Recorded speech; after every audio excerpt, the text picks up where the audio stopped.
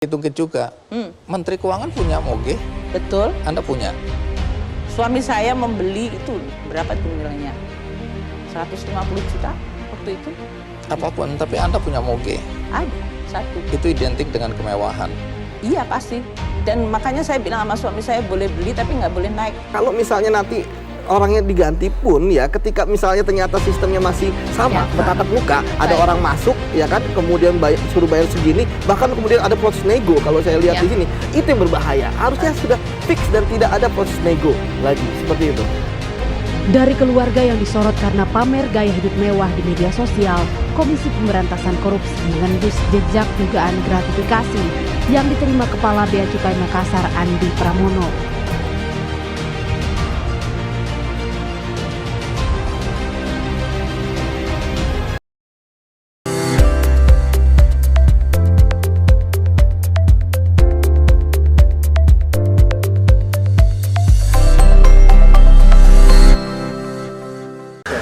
Assalamualaikum warahmatullahi wabarakatuh. Welcome back my YouTube channel Poppy Amalia. Kali ini pembahasan aku bersama seharian karena kamu tadi udah ngeliat kan bagaimana image ASN menjadi luar biasa jeleknya ya, perspektifnya, persepsi masyarakat yang terbangun. Nah, membawa dampak seperti apa sih? Ya tentu aja akan membawa dampak yang negatif. Begitu kita mau bayar pajak, untuk apa sih uangnya digunakannya? Begitu kita mau bayar bea cukai, untuk apa sih uangnya gitu, ngerti kan? Akhirnya kita nggak mau ngapa-ngapain, kita akhirnya konflik aja dengan mereka. Sehari ini saya bersama dengan Bapak Insinyur Ontarto Wibowo MPA. Beliau adalah Kepala Pusdiklat dari Bea Cukai yang akan bicara banyak tentang perspektif tersebut karena beliau juga bersama timnya yang mendidik para generasi muda di sini untuk benar-benar memiliki integritas yang luar biasa. Yuk ikuti bersama aku keseharian beliau. Seperti apa sih? Follow me.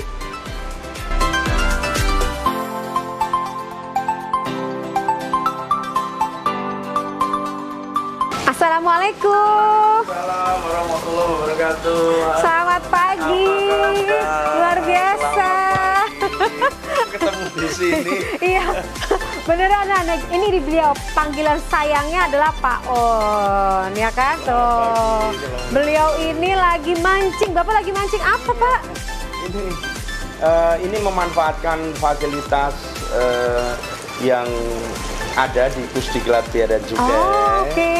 Ini fungsinya sebetulnya polder itu untuk menampung air ketika musim hujan. Jadi ini ditampung di sini sebelum masuk ke gedung, ditampung di sini. Kemudian ini ada mesin, ada pipa besar, nanti dia dibuang keluar ke sungai yang lebih besar. Biar dia jalan-jalan dulu jadi di sini untuk untuk benah-benah barangkali nanti airnya kembali. Oke, Nah, Bapak suka mancing ya? kemudian ditanemin aja ikan. Kebetulan ada kawan yang dia punya bisnis pembibitan ikan. oke. Ya, setiap bulan dibeli berapa 20 kilo, 30 kilo masukin sini. Teman-teman di sini juga bisa silakan mancing. Keluarganya Sabtu Minggu silakan datang. Wah, ini memanfaatkan lahan yang ada di Diklat ya kan? Iya. Dan ini juga healing juga dong, Pak? Oh iya pasti. Iya kan? Dan mancing itu mengajarkan banyak hal kepada Apa tuh? kita. Antara lain, rezeki itu sudah ada bagiannya dan tidak akan tertukar. Oh, luar biasa nih ya, baru opening aja udah luar biasa dari mancing. Nah, Pak, aku mewakili netizen sih, Pak. Banyak banget nih kasus-kasus yang terjadi dengan ASN akhir-akhir ini. Oke, Iya kan, banyak kasus yang dari Dirjen Pajak juga mengeluhkan karena banyak kasus flexing pejabatnya dan anaknya, kamu tahu sendiri kan kasus yang terjadi. Kemudian juga Bea Cukai juga akhir-akhir ini juga lagi disorot sama netizen. Pak, bisa jelasin nggak sih sebenarnya fungsi daripada Pusdiklat ini sendiri tuh apa sih, Pak? Oke, nah ini kecantol saya. Kecantol beneran. Kecantol pancing. Pancing. Jadi ya setiap masa ada orangnya, setiap orang ada masanya, setiap masa ada masalahnya sendiri-sendiri. Oh, oke. Nah, masalah ini yang hanya ada di masa pada saat ini. Nah, itu memang menarik untuk kita obrolkan. Yes. Cuma ini kalau di sini nanti Pancingnya kita nggak konsen, karena harus tenang. Ya. Kita pindah ke gazebo, tempat iya, oke. saya biasa nongkrong-nongkrong dan healing ya. itu di Dan area Pusdiklat ini. Oke. Monggo, mari silakan. Iya, nggih, Pak. Lewat sini. Monggo, Oke, sini, yuk. Monggo, silakan. Saya taruh dulu. Joran saya nanti saya mancing lagi. Monggo. Yuk, ikutin yuk. Yuk.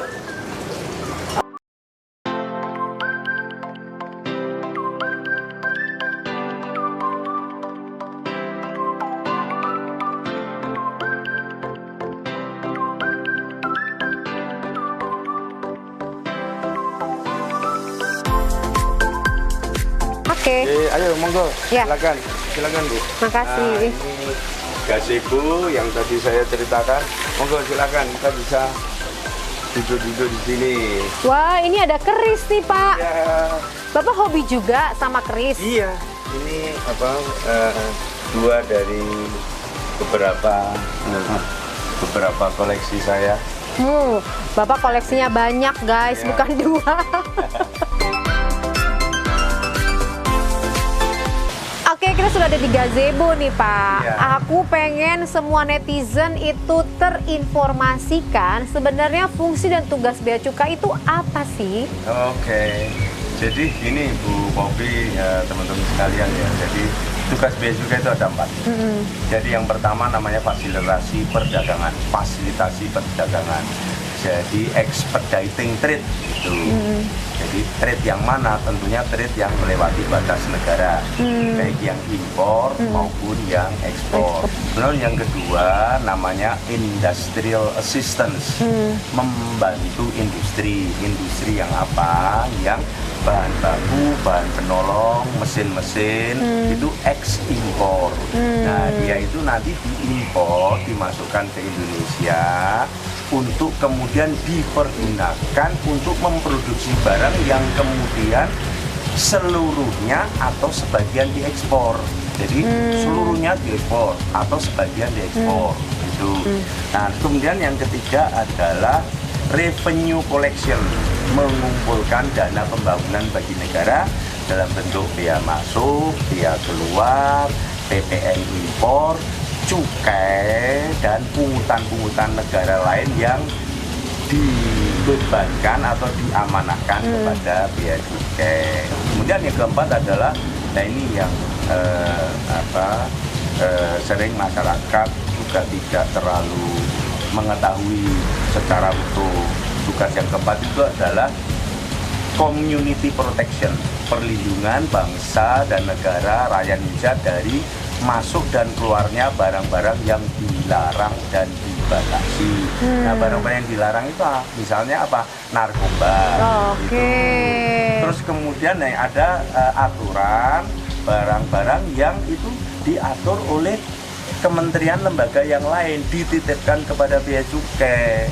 Gitu. Oke, kembali lagi, Pak. Dengan sekarang ini bombardir, Bapak kan pasti tahu ya.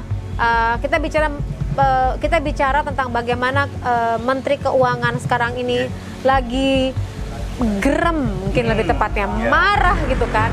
Artinya dengan apa yang terjadi, flexing kemarin ada salah satu oknum lah bisa dibilang anaknya oknum melakukan tindakan kekerasan gitu kan. Kemudian flexing dengan memakai motor, mobil dan lain-lain.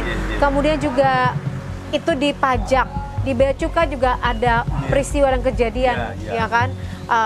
Ada lagi diomongin juga nih, ada kasus di mana salah satu karyawan milenials yang memberikan surat terbuka gitu kan. Terus peristiwa di Sumatera Utara kalau nggak salah saya. Kemudian juga ada peristiwa yang berikutnya lagi adalah ditagihnya gitu kan, diminta bayar untuk 4 juta dari orang yang mendapatkan, seorang piala mendapatkan piala. Itu juga menjadi perhatian. Nah, tanggapan Bapak di mana maraknya isu yang masyarakat open tadi, main posting, main ngirim, tanggapan Bapak seperti apa? Nah, tentunya kalau kita kaitkan dengan tadi saya bilang, saya ceritakan integrity is a set of, tentunya itu mengecewakan kita semua, jangankan orang lain, kami yang ada di dalam Diklat. inner circle ini Iya, kan ya, men. juga merasakan, terutama saya yang di Pusdiklat yang Iya. saya diberikan amanah untuk Iya. melatih, tentunya ini menjadi perhatian kami. What's wrong with them gitu, apa yang terjadi. Jadi terlepas dari kemudian masyarakat juga sudah semakin kritis, Iya. makin terbuka gitu. Jadi tentunya ya tadi 3 hal itu tadi, integrity, honesty, professionalism, kemudian ethical behavior in the workplace itu harus betul-betul dipegang Iya. oleh setiap pegawai Direktorat Jenderal Bea dan Cukai. Oke, bicara mengenai keris, apa alasan Bapak menyukai keris? Jadi saya itu memang dari kecil itu seneng dengan kesenian. Dulu saya belajar nabuh gamelan, jauh saya dari Solo. Itu saya belajar nabuh gamelan, belajar menari, gitu. Terus saya itu seneng museum. Jadi saya itu seneng museum. Jadi memang saya itu orang kuno kan gitu. Jadi seneng museum. Jadi kalau sudah di museum itu bisa berjam-jam, sampai yang nganter juga males, saya masih ada di situ kan gitu. Seneng aja dikit. Nah, antara lain ini keris. Jadi keris itu sebetulnya kalau filosofi Jawa, laki-laki dewasa Jawa itu harus punya 3 hal. Rumah, kemudian tunggangan, dan Apa tuh? tunggangan itu kendaraan. Oke. Kuda, dokar atau apa gitu. Jadi punya rumah, artinya rumah itu ya dengan tempat tinggal, dengan kesejahteraannya. Tunggangan kan gitu. Terus kemudian yang ketiga adalah curigo. Curigo itu keris. Ini itu. Kenapa namanya curigo? Curigo. Jadi curigo bahasa Jawanya curigo keris kan itu. Artinya itu curigo tuh- sesuatu bukan tuh curiga. Bukan curiga ya? Bukan curiga. Oh, oke. Jadi ageman lah kan itu. Ageman Pegangan. pegangan. Ageman itu sebenarnya baju. Harfiah literally baju. Tetapi itu adalah ageman itu ya, kita baju itu sama dengan kewibawaan, sama dengan status gitu. Sehingga keris itu antara dia itu milik petani, milik pedagang, milik ulama, milik guru, milik sultan, milik keluarga sultan, keluarga kerajaan, itu berbeda. Oh, gitu. Kenapa? Keluarga kerajaan ya itu karena semuanya menyesuaikan kan itu. Jadi orang itu semua harus menyesuaikan dengan situasinya masing-masing. Tidak gigi mongso bahasa Jawanya, tidak memaksakan menjadi orang lain. Itu. Bapak punya semua keris yang iya, ada. makanya ada. Nah, keris saya itu anehnya kan gitu ya. Bapak kan punya semua Iya. semua strata. Iya. Nah, itu yang sebetulnya tidak begitu. Anehnya 90% lebih keris saya itu genrenya adalah genre kerisnya guru. Genrenya kerisnya pandito kan itu. Genrenya kerisnya yang biasanya dimiliki oleh orang yang profesinya itu ngasih tahu orang lain, ngajari orang lain gitu. Jadi aneh kan Tapi emang itu. keris itu dibeli atau dapat sendiri? Nah, ya ada yang dibeli, ada yang cuma kami orang-orang perkerisan itu eufemisme, menghaluskan. Jadi tidak boleh bilang membeli. Ini itu memahari, mengalih rawat. Itu kan kalau mau mengambil anak orang kan dimahari, Adopsi. kan bukan dibeli. Kan itu bukan dibeli tapi dimahari.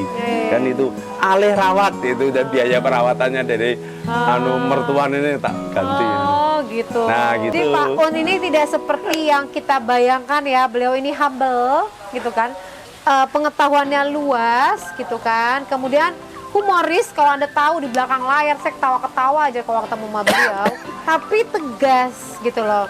Dan punya prinsip serta berkeinginan banget untuk mengubah keadaan khususnya di Bea Cukai untuk menjadi lebih baik lagi. Nah, Pak On, terima Ya. kasih loh hari ini. Matur nuwun, aku terima udah kasih dibawa hadirnya. keliling. Oke, nggih. Udah dikasih penjelasan tentang Oke, filosofi dan nggih. udah digambarkan.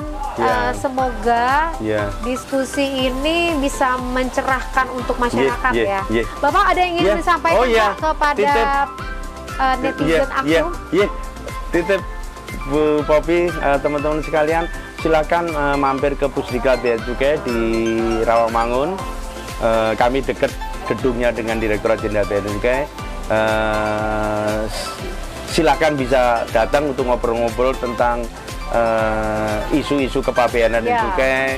Kemudian ada juga kami punya media sosial, Ya. silahkan dicek di Instagram kami Pusdiklat BC, cek di KLC Kementerian Keuangan Learning Center, itu open access, siapapun bisa melihat di situ materi-materi apa terkait dengan kepabeanan cukai, barang penumpang, email dan lain sebagainya, isu-isu seperti itu.